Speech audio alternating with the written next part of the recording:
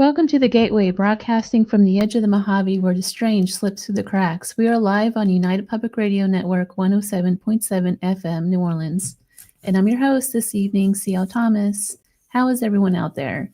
Happy Veterans Day. Tonight I'm going to have Michelle Desrochers, television personality and international public figure who has been professionally and actively researching the unexplained for over 2 decades. And we're going to discuss haunted locations from war times. But before we get into that, you've been listening to Into the Night with Sean Kelly. He comes on again on Sundays at 5 p.m. Pacific. Sometimes I join him, sometimes not. We shall see. He did ask me to be a part of his show this Sunday, so maybe I'll make an appearance or maybe not. Who knows? It's currently 67 degrees here in the Mojave. Again, happy Veterans Day, and thank you for all of those. Seriously, thank you for all of those who have served. Tonight, we are going to talk about haunted locations in honor of the veterans. So if you have a story to share and you're online, please share it in the comments. Let's get Michelle on here. Hello. Hi, welcome to the show. Thanks for having me. I always have such a great time with you. Sometimes I'm a terrible host, so we'll see how this goes. I don't think so.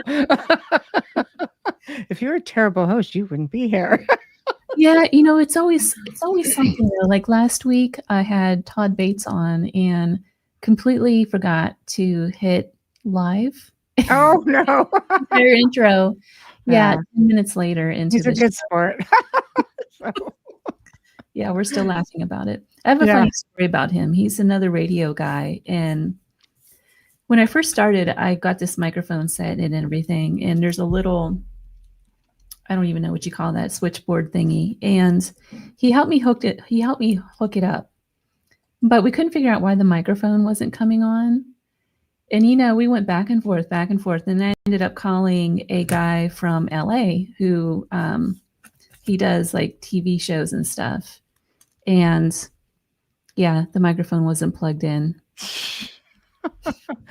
It happens to everybody. I started my show today and I didn't realize it wasn't on. Blah, blah, blah, blah, blah. So I'm just a talking head and my guest is going, wait. See, it happens. So, yeah, I just made the excuse. Sorry, Tuesday's my Monday. So, here we are. I just don't have that kind of an excuse though on Tuesday evenings, I should be ready to go, and it's just not like that though. Yeah, fair enough. Yeah, I was like 2 p.m. so I could still probably get away with it. Pretty sure I did. So it's been a long time since you've been on my show. We haven't been able to catch up in a while. Yeah. Oh, it's been busy, because I have a third show now. Because I got so backed up with the main show that I thought I needed I would take care of overseas guests, right? Instead of pre-recording, I would just do a live show. And in all honesty, I had another friend and past guest who wanted to do a show once a month. I'm like, no problem. I'll do the other ones. You do this one. Then she goes, oh, I don't have time yet, so I'm full time. So it's like, okay. And now the both shows are booked up. So it's like, okay, here we are. Yeah. But I have to get on the ball with mine. I'm currently booking guests right now through January. Wow, that's excellent. So suggestions. If you're listening out there and you have a great guest or you yourself would be a great guest, let me know. There we go. Say, guys. So yeah. So anyway, yeah, it's been great, and lots of good stuff, lots of interesting stuff happening. So I was very excited to be on the show tonight because I love the topic. So much gratitude and much respect to all of our veterans out there. Boy, I bet you if they knew ultimately what they were fighting for now, they might have kind of went, you know what? But anyway, that's another show. So big heartfelt thank you. Jojo, if you're listening, thank you for your service. So people don't realize Joe, the owner of our network, was served in the Navy. And yeah, so there we go. My brother and best friend from another mother has also served in the Navy, as well as his wife. Yeah. Mm. Yeah, that's tough. Navy life. Wayne's father, which we could start off with that story if you want. Yeah, please. Okay. I don't know one wartime location that's not haunted. Right. Well, you have to think about, all Mhm. of the energy and that transpires there. Let's face it. It's a matter of thinking about why you're there, the emotions, the fear, the adrenaline, all of that stuff comes into play. Um, and I don't think people understand that death itself leaves one heck of an imprint in time and space. The release of the essence, um, especially under certain conditions. And then if you have them who die very suddenly or tragically, a lot of them remain behind. And of course, because of that imprint as well, you're going to have a lot of residual stuff going on. You have the mix of just about everything when it comes to some of these locations. It's interesting, especially a battlefield or something like that where you had like 66,000 people or more Yeah, at one time. I know. And you think about, the world wars, think about Civil War. The United States has Oh, yeah. had, Yes. right? Like, Very familiar with that uh, one. yeah, right. So, I mean, right, and that's on home soil. Mhm. So, Canada's the same, right, with the US. So, yeah, I think we need to factor a lot of that in when you're going to some of these places and people who go and visit, the sense that you feel when you're visiting these places. Like I've spent time, I've been to different battlefields, and Gettysburg is one that stands out the most because it was just so. I mean, it was all tragic. There's nothing that isn't tragic about war, but Yeah. just taking the time. And you've been to Gettysburg. You do the circuit. You just drive around throughout the different the park, and it's got the different monuments that represent the different states and the stories. And you start getting into all of that, and you just feel that heaviness. And there's an influx of stories that comes through. We can start there. You tell me where you'd like to start, and I'm happy to just take it wherever it is you'd like to take it. But um, you We know, can definitely get into the Civil War stuff because that is so prevalent. But you came on with a story already. I So, did. This one was given me. This one was given to me by Wayne, and it's pretty much a cursed ship. So as the story goes, I'll read it out and I will try to get through it. It's not too bad. It's just the writing looks probably worse than it is. So sometime during World War II, my dad, who was in the Royal British Navy, served on the Icarus, told me a story about a ship that had a bad reputation. I like that. It wasn't a fighting ship, but more in keeping with the merchant marine vessels. There were numerous accidents aboard that ship. Many men would, slip off or fall overboard, while others were injured while performing various duties. After some time, other sailors would be weary of the ship, and because they get very superstitious, right? At the time that he was talking about it, so many times the ship would leave port and suddenly have to return due to all of these mechanical failures, which seemed to plague the vessel. After the war, it was sold a number of times to various countries, but never stayed in one place very long. It ended its days as a cable laying ship that would be part of a fleet of vessels that would lay undersea phone cables. During one of its first outings, after being refit for this new task, the entire reel of cable detached from the cradle and fell off the back of the ship. It was a costly loss. So the ship was finally sold for scrap at the breaking yard, where the ship was gradually disassembled. Two skeletons were found in between one of the lower bulkheads. They found pails of rivets and riveting tools at the same area. One skeleton was that of an adult male, while the other was that of a youth. And it was concluded that these bones belonged to two of the many laborers and his apprentice. So hundreds of men were employed during the war to keep the supply of ships coming in. And it's believed that during the deafening noise that is inherent with shipbuilding, that these two individuals were somehow closed into a tight space between the two walls that made up the cargo holes. So it sounds like maybe this is where all the bad luck came from. You know, the cursed ship, the haunted ship. There we go. And that's not even in battle. So thank you, Wayne, for that story. It's a gem. Yeah. Very Well, sad. a lot of times these ships don't even have to be in battle, though. And just because they're commandeered by like Queen Mary, for instance. The same idea, Mhm. right? Didn't somebody get walled up in between? So the story is, for those that don't know, the Queen Mary was commandeered by the military Yes. to bring her World War II people. Mhm. Yeah. And so they painted the whole thing gray, and they called it the Gray Ghost because Yes. they couldn't see it at night. And they would zigzag this thing across the ocean so that it wouldn't get hit. But during one of those trips, there was a guy working down in the engine room, and the doors, for some reason, one of the watertight doors closed and caught him in it, like sideways. Wow. So he See? got crushed in there. Yeah. See? Right there. There's a lot of ghosts. I have some stats. So so she carried more than 800,000 troops, traveled more than 600,000 miles. I would backtrack. She was built in 1930 at the John Brown shipyard in Clyde, Scotland. Just so people know. So she played a significant role in pretty much every Allied campaign, survived a collision at sea, set a record for carrying the most people ever on a floating vessel, being 16,683. I can't even imagine. I know, I can't either. Imagine them all stuck in there like that. Right. I know. It's sardines. She participated in a D-Day invasion. She did 1,001 transatlantic crossings. Now, what about the ghost? She has apparently, now this was when I, did the last show about this.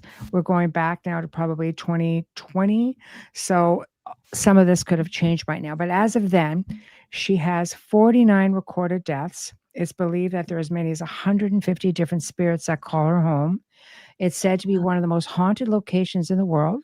It's reported that a crew member who was crushed to death by a watertight door still lingers about. There's a woman who dances by herself in one of the luxury suites. Several adults and children in 1930s garb have been seen wandering the pool decks.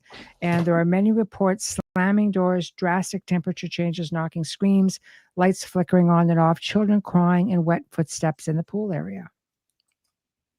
That's interesting. Have you ever been on that ship?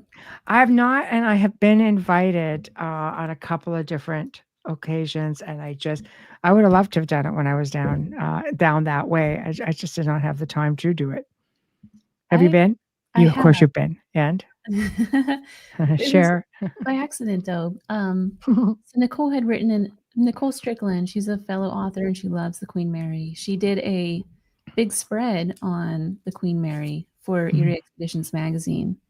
Yeah. And so I just happened to be in town shortly after that, and she set me up with a tour guide who took me through the Queen Mary one-on-one. It was pretty cool. And I guess so. We heard footsteps in the engine room. We heard voices down in the pool room.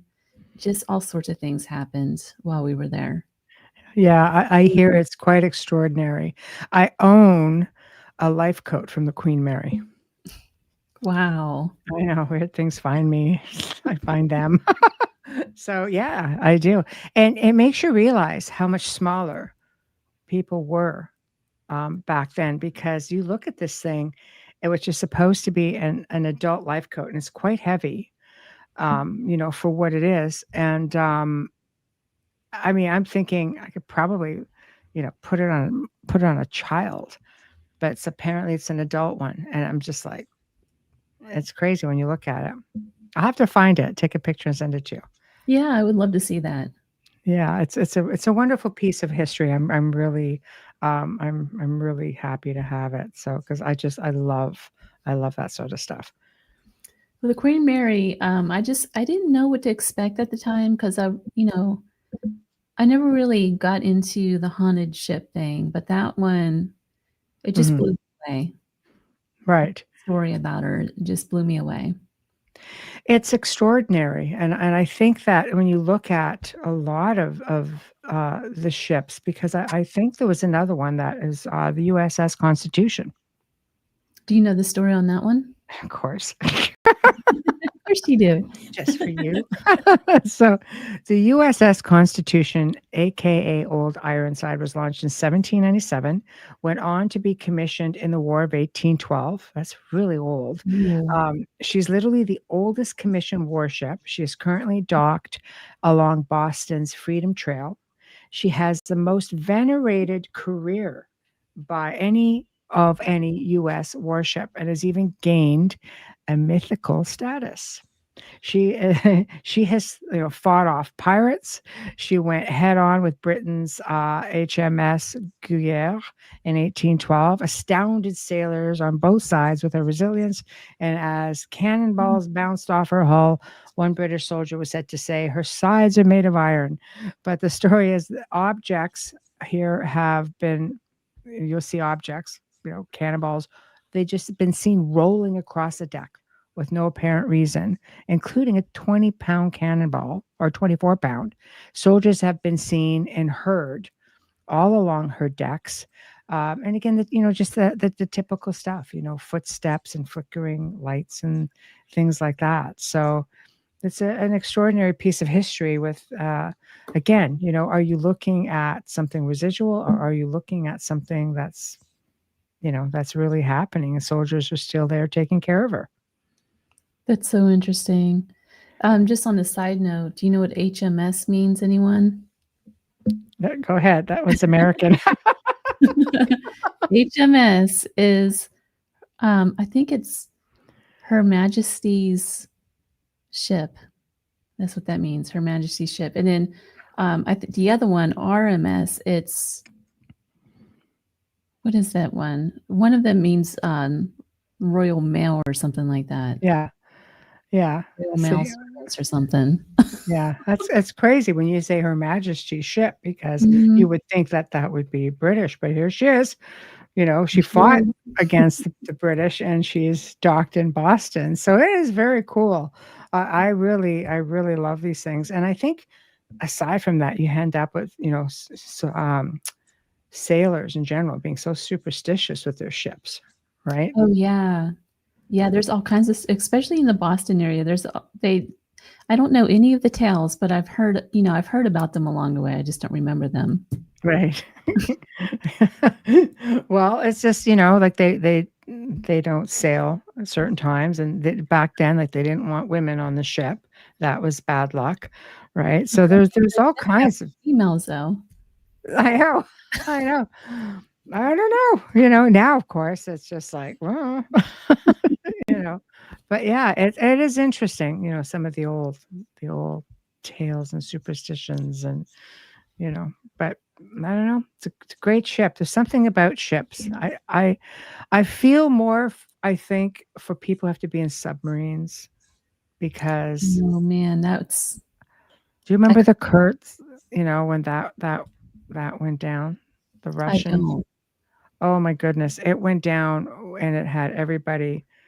Like everybody was in it, and I remember the whole world. This is a Russian sub, and they just didn't want anybody interfering. And there were, um, even the U.S. agreed to help. The whole world came together because it sank, and they were hearing knocking. They knew people were alive in it, and they eventually retrieved the whole thing. But months later, everything intact. Just Oh man. Oh, that's heartbreaking. terrible. Yeah, it's just like a ready-made tomb. I just whenever you see one, you're just like, oh, I should just it's final. Something happens, it's so final. Mind you, same with the ship. Wayne was telling me a story again today, and that his dad, they were the lead ship, and there was a whole conga line, mile worth of ships coming in behind them, single file. And all of a sudden, the one right behind them just went, it was obliterated. There was nothing left but foam. Like it was just must have been carrying weapons and must have hit a mine or must have been targeted, and the impact just blew their hats right off.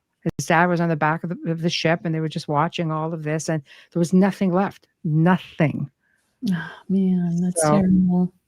yeah. So, but Wayne says, yeah, the women on ships came from the idea that the ocean and the sea is female, and sailors' love is always the sea first. So to put another female aboard could bring about misfortune to the men on board. See, look at that. That really helps when when you have your father who tells you these incredible tales. Well, why do they always name the ships after women? Yeah, Wayne, do you know that one? I know. But I mean, Implying yeah, like, in some cases, yeah, I guess so. But I mean, the Constitution, and you'd have the, you have Queen Mary, yeah, the Queen Elizabeth. and the Queen Mary, if I'm not mistaken, wasn't she the sister ship of one of those others?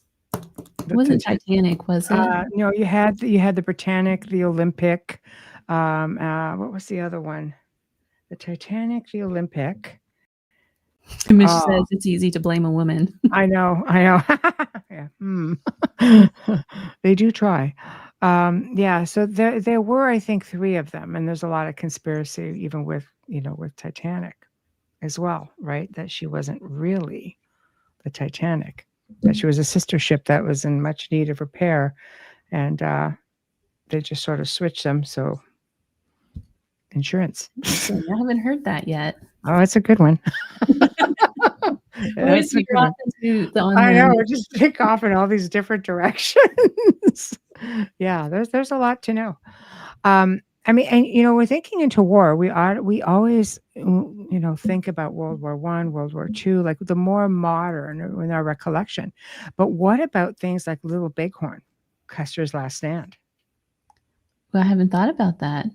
Yeah, I mean, to show you how, I mean, there's been so much war on blood spilled, on American soil when you think about it. But the Last Stand Hill, the indigenous fight for their freedom, none of the troops under his command, under Custer's command, survived. 5 companies rode in with him to the attack, ensuing attempt to make a fighting withdrawal, which led to the Last Stand North with the Cheyenne, the Arapaho, and the Lakota, overwhelmed his troops. And the Crow oral history, so the Crow indigenous oral history claims that Custer may have been seriously wounded earlier in the battle with wounds in the arm, chest, and temple. Several Native accounts reported men in the 7th Cavalry committing suicide prior to the failed assault by the warriors, and that Custer himself committed suicide.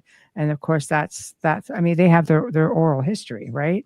So it's been proposed by scholars, given that the nature of the head wound to the left temple, his body had not been mutilated, as were the majority of those under his command, which essentially were scalped and chopped up.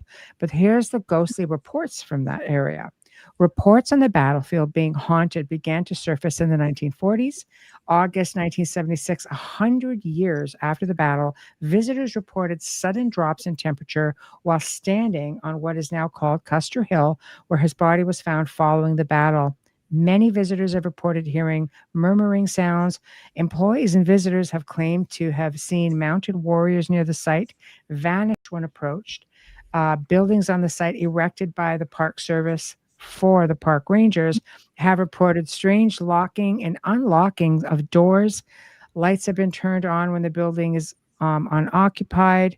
One employee saw an apparition in the visitor center walk right through a locked storage room. And encounters and reports seem to be increasing in recent years because visitors have claimed to feel strange tugs at their limbs while no one is around, as though they're being pulled to the ground. Because that would wig you out. I've always heard, speaking of Native American stuff, a lot of people don't know that it wasn't so much a big war, I guess, but there was a conflict between Native Americans and I guess it was the British around where the Bell Witch Cave is. Yeah. So I always wondered if that's why that whole area is kind of has all those haunted legends and stuff and all the activity that's happened over the years there. It gets really crazy, I think, when you start factoring in a lot of that stuff as well. What else is on the land, right? You have people who migrate or immigrate here to the New World way back in the day, and they would bring along a lot of their traditions and their superstitions. And I mean, let's just go back to think, the movie Gangs of New York, the Irish and the Italian, and the battling that took place on that soil. And that's just because, again, two different belief systems, two different ways of lives that, I mean, it was like a lot of bloodshed. And that's not, that's just like an inner city war. How much of that went on as well? Well, in Chicago, it's quite a bit. Yeah, right. That's what I know.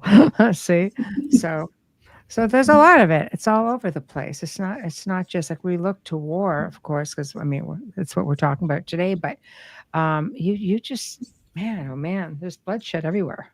I never even took into consideration the Native American battles that Yeah. took place until you mention it. I know. War is war. And Do you have any? Was there any around the Four Corners area? the Four Corners. Where is the Four Corners in U.S.? It's Where am I? I should know this. yeah, I should know this too. It's like Arizona, New Mexico. Why don't I know this? I should know this. I imagine so. Let's factor this in, okay? There's a belief that the Aztecs, for example, left the United States, like left the North, came down, into Mexico, South America, went down, and then the conquistadors came in. And it's believed, everyone's like, oh, the Aztecs just made their way north. But apparently it's starting to look as though they may just have been returning home, but chased by the conquistadors. And it's starting to look like battles may have happened along the way. And at least when they got up, into Utah area and, defended their ground, which is where apparently they came from. But there's a lot that's showing that they were up there. And it's basically, the Native American people saying, no, they didn't just come here; they returned here. Yeah, and and followed by, followed by the Spanish. I think it's Utah, Colorado, Arizona, and New Mexico. That's Four Corners. Mm-hmm. But okay. I mean, that whole area right there is a hotbed for all kinds of strange paranormal activity. Sure is. Arizona. So, yeah. that's a hotbed right there. I mean, just that one spot alone, you start getting into the portals and vortices, and you start looking at, the UFOs, ancient history. I should connect you up with somebody. I've had a couple people on the show from there who, Deborah Thunderbeat, who basically has a book on tours that she gives on ancient Egypt in Arizona, statues and things like that. And then John Polk, who does a lot of the UFO tours and stuff out there. And I would love to have them. Oh yeah, I can definitely get you on, get you guys connected. It's amazing. There's so much more than what we actually think of. There's a lot more under the surface, Yes, there is. So we talked about ships. We talked about Native American battlegrounds. Mm-hmm. What else you got? Okay, why don't we jump into? Let's jump into. Let's talk about Gettysburg, because there's so much, right? So with Gettysburg, you're getting into not just the battle. I mean, it's so loaded with spirits. You talk to anybody, people who've been there visiting. When I was there, I was in this one store. All of a sudden, all these people come filing out of the store across the street, and I'm like, they're like, oh my God, there was just a ghost standing right inside. Everybody saw it. I'm like, of course I'm in the wrong store. I'm shopping, but it happens. And this is broad daylight with thousands of people in the streets. Like, you know, so I'm like, come on. And I'm like, okay. So it's one of these places where people have spotted spirits who think they're still fighting. You have these specters just walking around, loading cannons. Who maybe you only see them from the waist up. This is just something that is pretty much a regular occurrence to those who go and visit and research. But to this day, it's the story changes because there's so many haunted sites within that area. But let's look at the Jenny Wade house, and we're going back to roughly 1863. Jenny Wade, that was an incredible place for me to visit because you got to really see. This is a woman who stayed behind, by the way, to help feed some of the troops and care for them. And this woman happened to just stand up while she took something out of the oven at the wrong time, and she's taking bread out of the oven. She bent down actually and then was struck from behind because it went through the door. And that door is Wow. still mounted in the kitchen today. And Does you it have can see a it. hole? Mm, It has the bullet hole in it. yeah. Oh, yeah. And you're trying, it's the flukiest thing. So you bend down and pretty much that's it. Like it's a 1 in a million shot. And it came a bit of a distance besides that. So it was a complete fluke. The place is haunted. It's said, to have all kinds of activity there, things, moving around. Jenny, apparently stay behind, was taking care of a pregnant sister, things like that. There was a lot of reasons to be there. And she was said to have been the only woman killed in Gettysburg in this time. So then we're getting into the National Military Park, where there are numerous accounts of soldiers sighted on the grounds. They still think they're fighting. Some of them, I've had friends who are mediums who have been there who've just said, that they would just approach her, just to be moved on. Like they were just stuck. They just confusion. Like a lot of that is very, sad. She said it was heartbreaking. I just cried. Gettysburg College, many reports of soldiers, again, even reports of stepping back in time. Wow. So the Cashtown Inn, the ghost of a woman dancing in the ballroom. Researchers believe that Union soldiers James Culbertson and the Company K of Pennsylvania reserves still roam the halls of the old Cashtown Inn. So while we're on Gettysburg, Savannah, Georgia, which is the northern counterpart to Gettysburg, often called the most haunted city in America by experts. I like that one in the field of the paranormal. It was the site of the second bloodiest siege of the American Revolution, and one that was probably, they say, the least studied. So casualties included Polish nobleman Kazimierz Pulaski. The British occupied the site in the war in 1779. Joint French and American troops attacked, trying to capture the city with heavy losses to both sides. So the ghosts, the spirit of Kazimierz Pulaski, is one of the many spirits that is believed to haunt the city's famous squares. Rhode Island Quaker Nathaniel Greene, the hero of the Revolutionary War, died and was buried in Savannah following the war after his first gravesite was vandalized during the Civil War. Graves of Nathaniel and his son were lost to history and have not been located to this day. His spirit of that and of him and his son have been encountered by people when approaching a monument that was erected to his memory. Many spirits have been seen there, including that of William Jasper, a hero of the defense of Charleston early in the war. Jasper's been seen so many times in full Revolutionary uniform. Wow, that's really cool. Isn't that like outstanding? Oh my gosh, it's unbelievable that they're still there. Like they're still just roaming. Has it been because one of those interesting cities, though, where the old graveyard from where a lot of the military was buried, it actually is covered over now with houses, and I think the church is even built over it now. And then what they did in the Civil War is they went into, like, because they had nowhere to stay and it was cold. I guess it was in the middle of wintertime. Mm. It does get cold in Savannah. They Yeah. were digging into those crypts and sleeping in them, using them as sleeping holes. Gads. Yeah, so I kind of wonder if that's one of the, when you say his tombstone got vandalized, I wonder if that's one of them.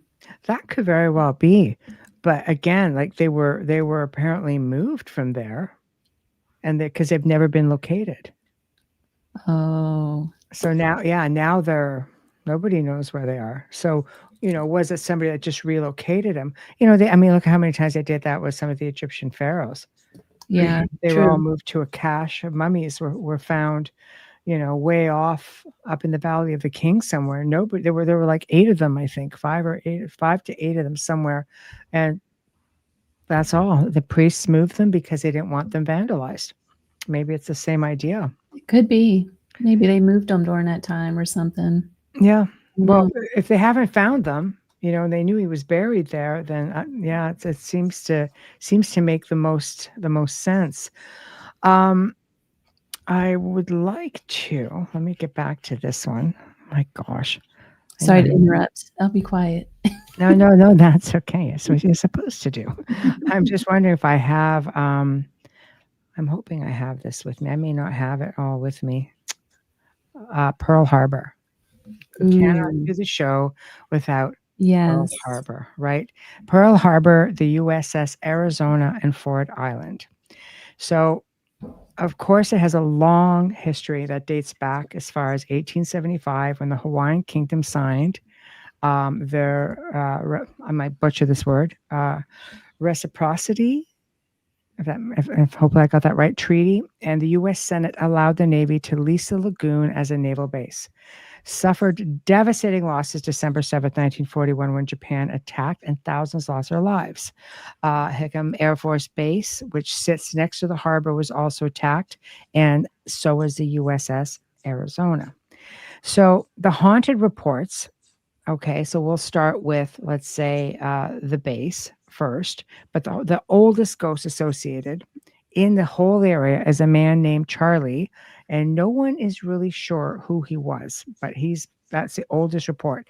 Now, on the base itself, there have been reports with strange sounds, apparitions of civilians, visitors, soldiers, and other souls.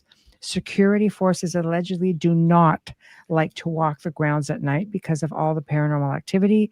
People report seeing a tremendous or feeling, sorry, of tremendous sadness, extreme pain, as well as experiencing feelings of being incredibly frightened for no apparent reason. So the airstrip, people report a real sense of panic, strange glowing mists that float about. The USS Arizona Memorial, the bodies of her crew still rest within her sunken walls. Therefore, it's said to be the most haunted spot in the area. People have seen apparitions of soldiers on the dock over top of the vessel. Another ghost is said to wander the deck when the tide is low. Then getting into Ford Island, to this day, residents report phantom voices and footsteps in their homes, as well as objects moving and electronics turning themselves on and off. Dark shadows walk around only to vanish when approached. Wow. Right? That's wow. Have you been out to Pearl Harbor? No, I I have haven't not. been. Yeah, I have not. But I hear it's incredible. But again, when you think the mass amount of chaos that took place there, I mean, the people, who report feeling fear and anxiety and this sense of panic, you know that that's pretty much what these poor people were experiencing in their last moments. Man, I don't even know what to say to that. Yeah. I know, I know. It's one thing, as we sit here and we talk about all of these places and how we have all of this energy left behind and these souls left behind. I can't imagine for one moment what these people were feeling in that moment, because it's just war is senseless. Mhm. There's never It's just, it is. Why can't people just work it out? I mean, Yeah, it never works out that well, we way. have our extremists, right? And we war is money. Let's face it, it is. It's big business, and Unfortunately. yeah. I think that's, Pearl Harbor, the reason why it strikes so much emotion like that to us years later, decades later, it's because that was on our own backyard, if you really think about it. Hmm. Same with the Civil War. That was played out in people's backyards. That's what makes it different. It's not that it was overseas and out of sight, out of mind. It's here. It's true. I know in the War of 1812, which hit, you know, different parts of Canada, especially through southern Ontario, near Fort Niagara, which is in the U.S. Well, you come across the border, we have 3 forts. We have Fort Mississauga, Fort George, we have Fort Erie, um, all haunted, all of them. Crazy, crazy hauntings. And there are people who now live, you know, not far from all of these locations. Niagara on the Lake, where 2 of these forts are, said to be the most haunted town in Canada, right? Because you had, the earlier war. I think I can't remember. It was 1765, I think, and then we had one, 1812.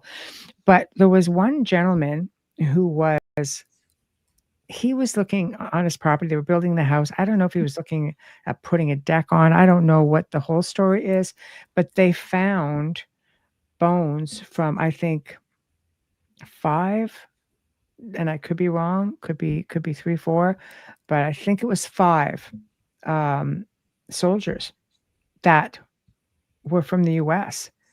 And so, he called in the authorities, and they were returned to the United States, of course, for proper heroes, Right. burial, and it was just a closure for the families who were just like, we just don't know what happened to them. So they were just buried, and that was it. So you hear stories like that all over the place. And it's just extraordinary, that all these years later, because I don't know, this might have happened like a decade ago, a couple of decades ago when this happened, but at least they were found. Right. Yeah, there's a lot. What about all the guys that are out there missing still? The Oh, sure. POWs. Yeah, exactly. Exactly. It is everywhere.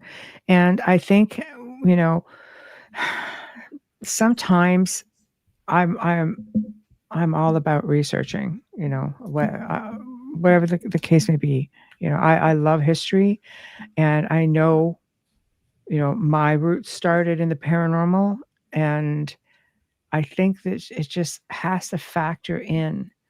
Some people are awesome. They factor in the sensitivity, Mhm. of these spirits. Other people they just want to get that, that EVP, that photo, that Oh, yeah. um, and I think The we need ins to and outs. remember that these guys, these people, you know, that like that they met a tragic end, fighting for us.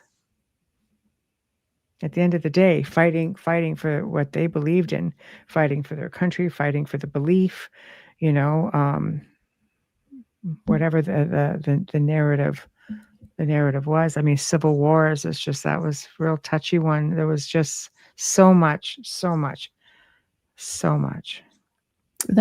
Civil War, that one just devastated the entire country on Yeah. so many different levels. Mhm. There's a plantation where it's Carton Plantation, and that's Mhm. where the Battle of Franklin played out, and there was 66,000 people that died on this property alone. Mhm. It's just incredible, and the family was, there was a bunch of kids and stuff hiding in a basement of this Mhm. place, and all kinds of stuff happened. There's a barn on that property still, and Wow. on the one wall, they left the they rehabbed the entire place except for the one wall, and it has thousands of bullet holes all through it from the Civil War. Mhm. You can see where the bullets back then, I mean, it would be a war crime nowadays if we use these kind of bullets. They Mhm. were designed with this ring. I used to find them all the time. I have a bucket of them somewhere. But Yeah. when they strike something, they explode. Mhm. So that's why these guys were losing their legs and everything, is because they would hit that bone and just completely Mhm. destroy it Yeah. to no repair. You couldn't just Shatter it. yeah. Yeah. Yeah. It is really difficult. I know Wayne's saying here that one of the forts, Fort George, was one of the ones I mentioned. He was there in a full British military garb, just went right past him in the hallway, even said hello, then vanished right behind him. Wow. So, you're looking at that's an intelligent haunting. This is very aware, of the living and such. So it's tough. I've been on, the locations where there've been battle, and it's just I remember being at one and I saw a spirit man there and I moved him on. And I turned around with another 3 behind me. Wow. And it's just like, oh, it's like they're very, very aware of what's going on and they're stuck. But when you're asking for help, you would think that they know. Right? So is it the belief that maybe I took a life, maybe I'm afraid to move on? Because if they're asking for help, that tells me they're aware that Mhm. they've passed on. And here's another story that Wayne was saying. This is in Fort Niagara, in the United States, in New York. And he was there with a friend, and they were just taking photos. And she had a camera that said Canon, and someone kept trying to slap it out of her hands. Because you're aiming a cannon, Cannon, yeah. Wow. right? Like, we don't often think about things like that, right? You Wow. want interaction, that was some serious interaction. Yeah, for sure. I mean, because you're reading, this is canon, and you've got this lens. So, I mean, we have to, I think about things like that. Like, there's just a lot of things, like, even when we as researchers go in to try to do something, it's something you wouldn't think twice about. Like, you wouldn't give it another thought. Your camera's a Canon. It could be a Nikon. It could be it could be a Fuji. It could be anything. But like that interaction, like slapping it because you're aiming it in the direction that you're hearing something, and it's like, oh heck no, right? I would have never Aiming even that thought of thing that at me. I know. So I don't know. Like there's just so much. There's so much. Um, there was one, if we want to go over to, let's go to one that is like really popular, the Battle of Culloden, and that's in Inverness, Scotland, to which I have been. And this battle, Outlander people, here we go. Okay. April 16, 1746, the last battle was fought on British soil was here. So the last battle. British Redcoats destroyed the troops of the Jacobite rebellion under Charles Stewart, aka Bonnie Prince Charlie. Battle lasted less than 1 hour. It was too much for the Highlanders to overcome. Charles Stewart escaped and eventually went to France, remained in exile, and never returned to Scotland. The ghostly reports on the anniversary each year, it is said that the moor is haunted by the spirits of the men who died there. Sounds of barrels still clashing against steel swords, cries of pain and fear are said to be heard. Sounds of men running for their lives have also been reported. The operation of a tollman in Highlander's garb has been reported roaming about the burial sounds, or mounds rather. The locals claim that whenever birds are near or around the battlefield, they do not sing. There are many reports of spectral images seen around the Jacobite grave mounds, as well as the men on the ground as they just basically fought and fell in battle. So the sound of soldiers on the march, on the road leading to the battlefield, have been reported by locals living nearby. The stories of the ghosts of Culloden Moor often appear in local newspapers, even to this day. So that Wow. one's way out there, but that's for all you Outlander fans out there. Yeah. Thank you so much for sharing all your stories tonight. Oh, you're very welcome. My pleasure. It was a lot of fun. I feel like, we tell 5 stories and the show's over already. I went as quick as I could too. I hate that. I know. It was a lot of fun though. It was a lot of fun. So thank you for having me. Thank you for coming on. Where can people find your show? Right here, ironically. on the United Public Radio Network. So we have Beyond the Outer Realm, which is on Tuesday afternoons, 2 p.m. Eastern Time. We have the Outer Realm, which is Wednesday and Thursday nights, 9 p.m. Eastern Time. And yeah, right here. Real quick before we end this, what makes UPRN so different than other networks out there? We're family. That's what makes us all different.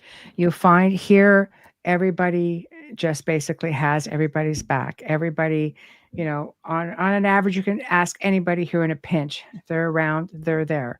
You don't have that guest at night because they don't show up. I love you all. I love you all. But things happen. There's always somebody there, and it's got a whole array of different topics. It really does. And we've been around for over 25 years. So we were pretty much doing podcasting stuff before podcasts were a thing. So we're told that we are pioneers, and we're still kicking. So. Well, Michelle, thank you so much for taking the time to be on with me. Thank you. It's a pleasure. Thank you for having me. And that's it, you guys. Thank you so much for joining me tonight. You've been listening to the Gateway Podcast, broadcast from the edge of the Mojave at United Public Radio Network, 107.7 FM, New Orleans. My guest tonight was Michelle Desrochers. She is a fellow radio host and director at UPRN. Check out her show, Beyond the Outer Realms. The link to the channel can be found from my website at clthomas.org, or you can find it on my Facebook page. Thank you all for listening, and until next time.